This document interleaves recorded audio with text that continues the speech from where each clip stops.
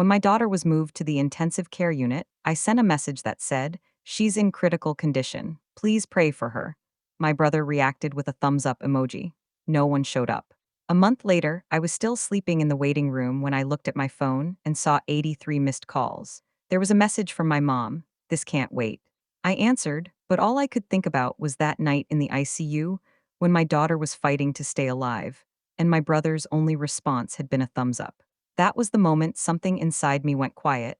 The doctors had just told me Lily might not make it through the night. A machine was breathing for her. Tubes and wires were everywhere.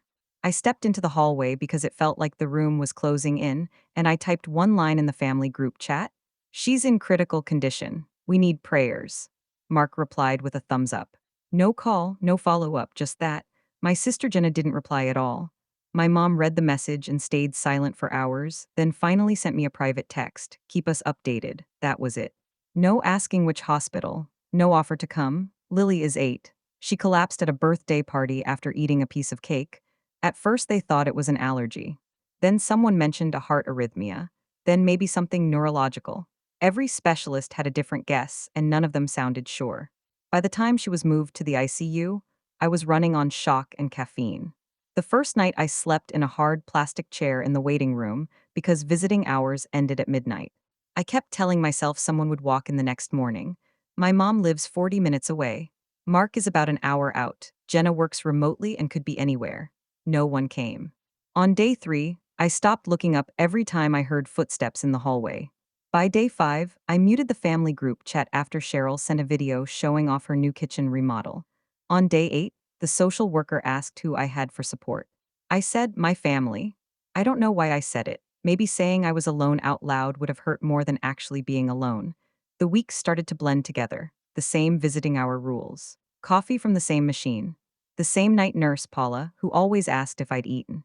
Meanwhile, my family kept posting about regular life, church events, a boat trip, Mark's new truck. Not one of them walked through those hospital doors. By week 4, I stopped expecting anyone to show up.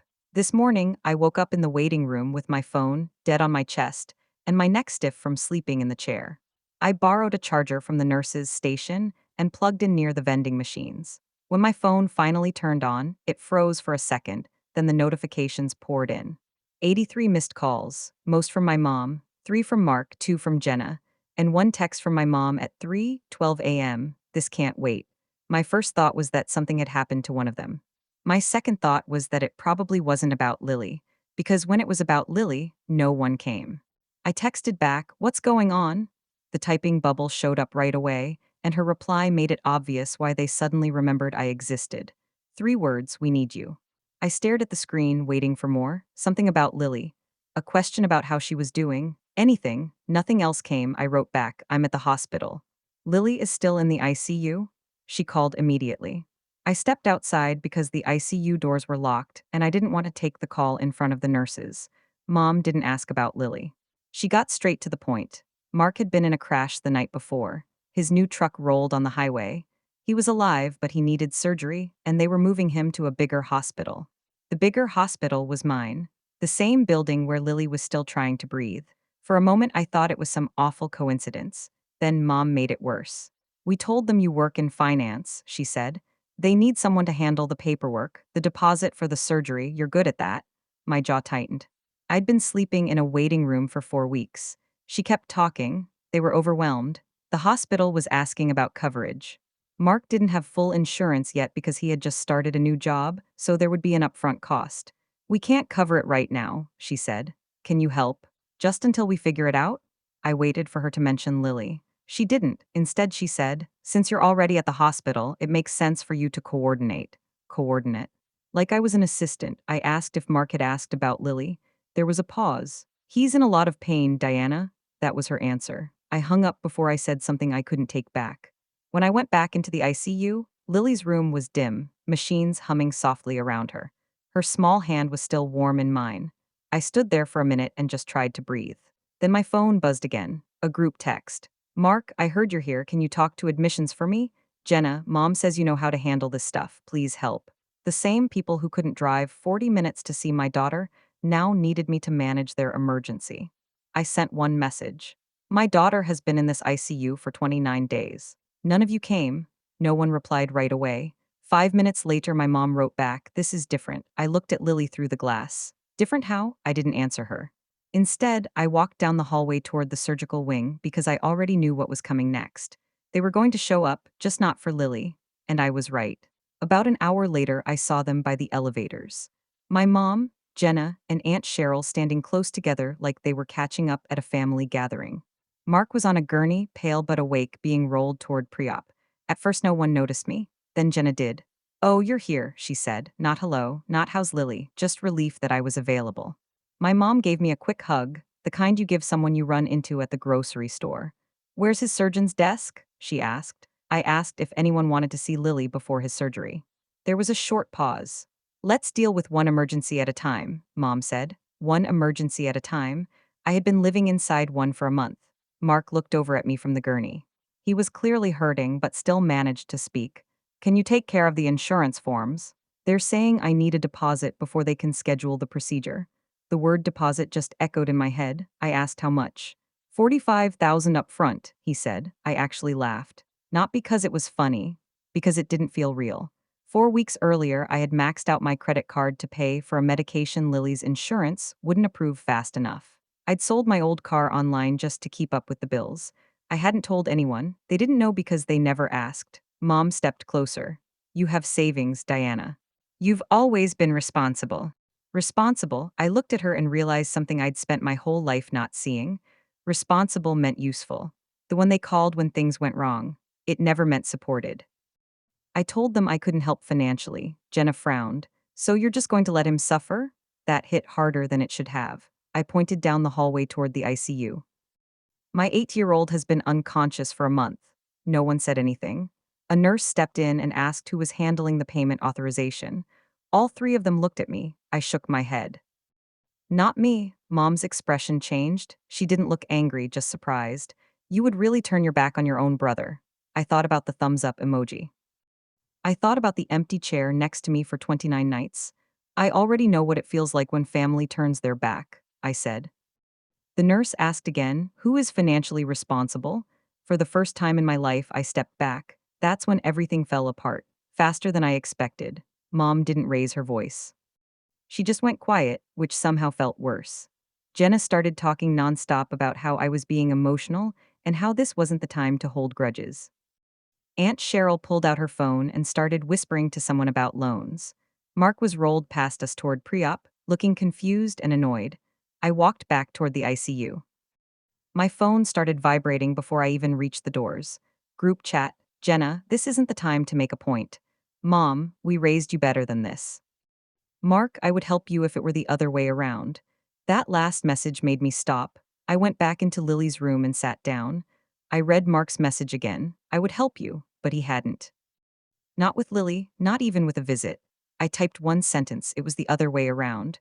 No one replied. About an hour later, my mom called again. Her voice sounded different this time, less pushy, more calculated. "If we don't cover this, the hospital could put a lien on the house," she said. I blinked. "What house?" "Your father's house. It's still in his name. If Mark's debt gets worse and we co-sign anything, it could affect the estate." The estate. That house was supposed to be split between the three of us someday. It was the only real asset our family had. And that's when it clicked. This wasn't just about Mark's surgery. They needed my credit, my savings, my clean record.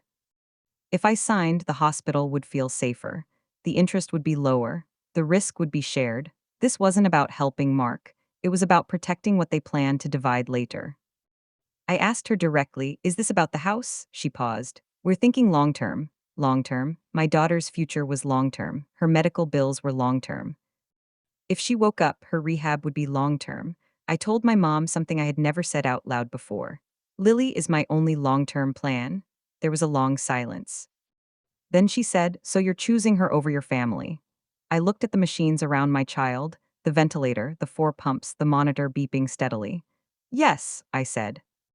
"I am." That evening, Mark's surgery was delayed because of the payment issue. I didn't go downstairs. I stayed by Lily's side and told her about the day she learned to ride her bike without training wheels. I told her how stubborn she was, how she never liked to quit. Around midnight, my phone buzzed again. This time it wasn't my family. It was a message from billing. Your daughter's latest tests show unexpected improvement. I read it 3 times. Unexpected improvement. For the first time in weeks, something inside me shifted. Downstairs, my family was still arguing about money. The next morning, Lily opened her eyes. Not wide open, not like in the movies, just enough. Her fingers moved first, then her eyelids fluttered. A nurse called for the doctor. The machines started making different sounds. I stood there, barely breathing, scared it would stop if I moved. But it didn't. She squeezed my hand. That one small movement felt louder than any argument happening downstairs. By the afternoon, the doctors were cautiously hopeful. They talked about lowering the sedation, watching her neurological responses, planning next steps. It was the first real hope I'd had in a month. I stepped into the hallway and checked my phone. 27 new messages. Mark's surgery had gone ahead. Mom and Jenna had talked an uncle into co-signing something. There were still bills, but they said it was handled. The tone had changed. Mom, we're glad you're there if he needs anything. Jenna, we know this is stressful for you too. Mark, guess we all have stuff going on. Stuff. I didn't answer. Instead, I went to the cafeteria and bought myself a real meal for the first time in weeks. I sat alone and realized something that felt uncomfortable but clear. I wasn't angry anymore. I was done. Anger still expects things to change. Being done means you know they won't. Over the next few days, Lily kept getting a little better. By the end of the week, she could whisper. The first thing she asked was why I looked so tired. I told her I'd been camping indoors. My family never came upstairs to see her. Not once. They were in the same building the whole time. Mark was discharged before Lily was moved out of the ICU. He sent one text, "Thanks for nothing, but I hope Lily's okay." That was it. I stared at that message longer than I should have. It just confirmed everything. I opened my contacts, went to the family group chat, and didn't make an announcement or explain anything. I just left. Then I blocked the numbers one by one: Mark, Jenna, Aunt Cheryl. Afterward, it felt quiet, not dramatic, not explosive, just clean. 2 weeks later, Lily was transferred out of the ICU. She still needed therapy and follow ups, but she was awake, she was here. One night while she was sleeping in a regular hospital room, I checked my email. There was a message from my mom. She made a new email address. Subject line: We need to talk about the house. I closed it without opening it. Some people only remember you when they need something. I learned that the hard way, and I learned something else too. When everything falls apart, you find out who's actually standing beside you. Sometimes it's just you, and that's enough. Lily came home on a Tuesday. No balloons, no celebration. Just me carrying her overnight bag in one hand and holding her steady with the other as we walked up the steps to our apartment. The place looked exactly the same as the day we left for that birthday party. Shoes by the door, her backpack on the chair, a half-finished art project on the kitchen table. It felt like we'd been gone for years. Recovery wasn't dramatic. It was slow, inconvenient, and expensive. Physical therapy twice a week, cardiology visits, neurology follow-ups. Bills stacked neatly in a folder in the kitchen drawer. After we got home, I started picking up extra freelance accounting work at night once Lily was asleep. I sold a few pieces of jewelry I hadn't worn in years. I refinanced the car I barely used anymore.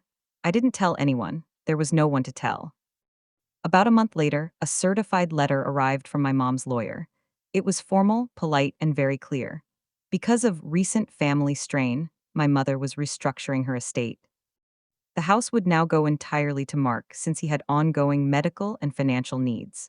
There was a paragraph saying it wasn't personal and that she hoped I would understand. I sat at the kitchen table and read it twice. Then I laughed, not because it was funny, but because it finally made everything simple. That house had always been leverage. A future promise that kept us connected. A reason to tolerate things, a reminder that family comes first. Now it was gone, and with it the last invisible string. I didn't reply to the lawyer. I didn't call my mom. The next morning I opened a new savings account. Not for emergencies, not for family, for Lily. I labeled it Better Days. Months passed and Lily kept getting stronger. She went back to school part-time. On her first afternoon, she ran across the playground without stopping.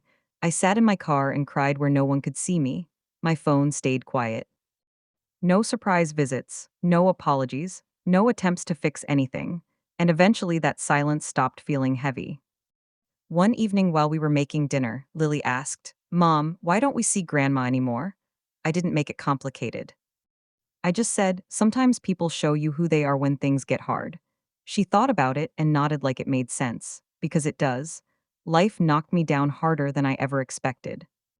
There were nights in that hospital waiting room when I felt completely alone. But I was wrong about one thing. I wasn't alone. I had myself. And I had my daughter's hand in mine. That was enough. I don't hate my family, I just let them go. And for the first time in my life, I'm not waiting for anyone to show up.